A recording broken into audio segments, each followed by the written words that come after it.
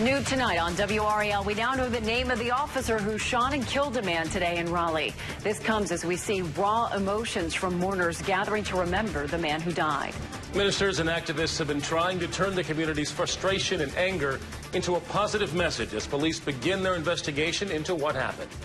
Good evening and thank you for joining us. I'm Gerald Owens. And I'm Deborah Morgan. The shooting happened just after noon at the intersection of Bragg and East Streets in South Raleigh. And police say the man who was shot and killed was a drug suspect trying to avoid arrest. His mother tells us his name was Akiel Dankins. And about an hour ago, Raleigh police released the name of the officer involved in the shooting. He's been identified as 29-year-old Senior Officer D.C. Twitty. He has been with the Raleigh Police Department since 2009. Officer Twitty is on administrative duty pending the outcome of an SBI investigation. We have live team coverage now. Catherine Brown has been covering this story since it first broke. She will walk us through what unfolded today. But we begin tonight with WRAL's Adam Owens, who has been with friends, family, and neighbors as they march through the streets demanding justice. Adam? Terrifying moments caught on camera. Witnesses watch in horror as a passenger train slams into a tractor trailer. Passengers thrown around by the force of the impact. We heard this big drop or this big bang, so that woke me up, and then all of a sudden we started slowing down pretty rapidly. And then all of a sudden we hear another huge bang and we just come to a complete stop. And just in the past hour, we have learned that at this time, no criminal charges will be filed in today's train crash. Thank you for joining us. I'm Deborah Morgan. And I'm Gerald Owens. This story began to unfold around lunchtime today in Halifax County. Here's what we know so far. 55 passengers on that train are being treated for injuries. The driver of the tractor trailer has been identified as John Black of Claremont. He was not hurt. The conductor of the train is Keenan Talley from Raleigh. It's unclear if he was injured. Amtrak service on the Carolinian route is expected to be disrupted until at least tomorrow. Passengers who were not injured in today's crash were taken by bus to Richmond. Tonight, federal and state investigators are trying to lay out the timeline of events to figure out where this all went wrong.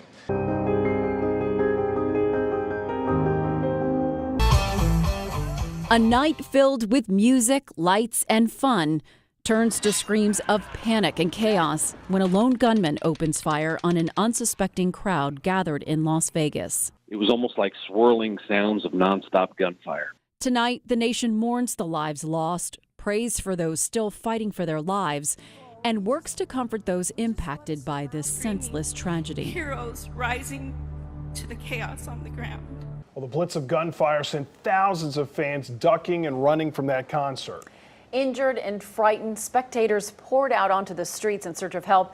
WRAL's Adam Owens is in Las Vegas tonight with some of the stories in the middle of the chaos. We're in the Mandalay Bay Hotel right now with a near identical vantage point to last night's shooter. You can see there in the distance that concert venue where all those victims were down there on the street.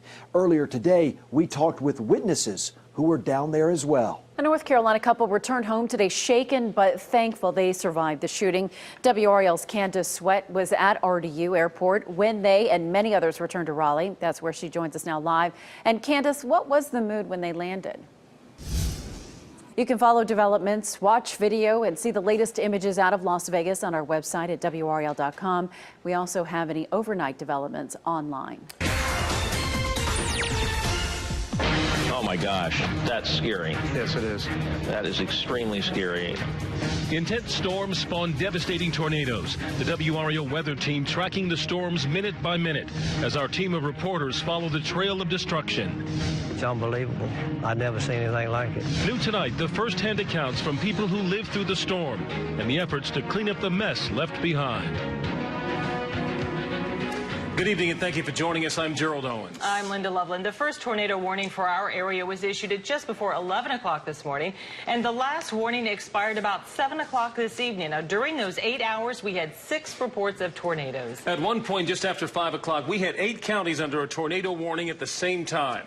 Tonight, the National Weather Service is working to confirm how many twisters actually touched down across the area. Straight-line winds and hail also caused damage across the area. And while this same storm system is being blamed for deaths in other areas, luckily we have no reports of serious injuries here tonight. We have live team coverage of the storms. Ken Smith and Adam Owens have been talking with homeowners hit hard by the storms. And they'll join us with live reports in just a moment. But first, we want to go to meteorologist Mike Mays. He's been in the It is a monster hurricane, Sandy, now heading up to the eastern seaboard on a collision course with two other weather systems. Throughout the next hour, we will take you live to the northeast where people boarded up windows and filled sandbags in preparation for this superstorm. And of course, we have crews live along our coast to look at the impact of Sandy on North Carolina. I am literally in the thick of it. This is the sea foam. This is an indication of how far the waves are coming up today, much farther than they had yesterday, and we're not even at high tide yet. Hurricane Sandy is doing something we have not seen in a very long time, one storm impacting both ends of the state. And we have just the crew to prove it. By this time yesterday, Brian Mims and Richard Atkins were showing us these conditions in Wrightsville Beach as Sandy headed north. Today, they traded rain for snow, drove to Boone to bring us the conditions there. Okay, Brian, I see you traded your rain gear for a hat as well. What we're seeing now is just something beautiful, David. This is what I love about Western North Carolina. It all comes down to tonight. Every campaign ad, candidate visit, and debate has led to this history-making moment. Tonight, North Carolina plays a major role in who takes over the White House. Your vote is also critical in the final outcome of who represents you in the U.S. Senate and who leads this state during the next 4 years. Tonight is Decision 2016. Hello and welcome to WRL's election headquarters and our special Decision 2016 live coverage. I'm Gerald Owens. I'm Linda Loveland. For the next hour, we'll have results and analysis of all the races important to you and this state. Now, in the race for the White House, it has been tight for quite a while throughout the night, with 84% of the precincts reporting Donald Trump right now is in the lead with 51% of the vote to Hillary Clinton's 46%. After win, and the Carolina Panthers keep pounding their attitude, preparation, and effort, bringing them to this golden moment in time. With quarterback Cam Newton leading the way, the team is just 3 days away from its biggest challenge yet, facing off against the Denver Broncos inside Levi Stadium. We know the Panthers are ready to keep pounding in Super Bowl 50. Well, hello, everybody. I'm Jeff Gravely along with Gerald Owens here in Super Bowl City in San Francisco, California. That's right. This is being called the Golden Super Bowl. What better place to hold it than California, the Golden State, Jeff? The excitement continues to build as we get closer to Sunday. And you know what? We all know where the game is going to be. It is not going to be here in San Francisco. It is actually going to be in Santa Clara at Levi Stadium. As a matter of fact, earlier last week, the crews were out working and painting the field in Santa Clara. But what happened is they painted both end zones in Broncos colors and didn't paint the Panthers logo in there. But they've since fixed that. But one thing about it, though, that's just another disrespect card you know the Panthers are going to put in their file cabinet.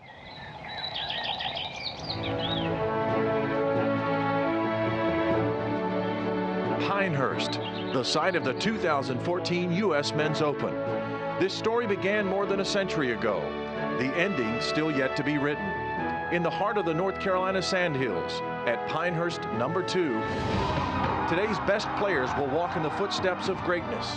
This week, skills will be tested, risks taken, fears conquered, and greatness achieved.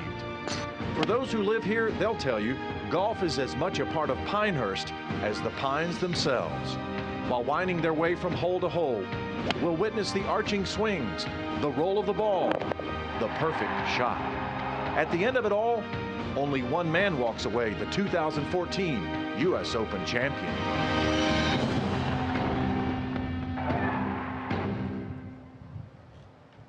You will not find a better setting to host our nation's National Golf Championship than right here at Pinehurst number 2. Welcome to the 2014 U.S. Men's Open Championship at Pinehurst. Certainly a course of champions. So glad to be with you. I'm Jeff Gravely. And I'm Gerald Owens, Pinehurst number 2, hosting both the men's and the women's opens back to back. The first time the men's and women's opens have been played on the same course in the same 2 weeks. This is truly history being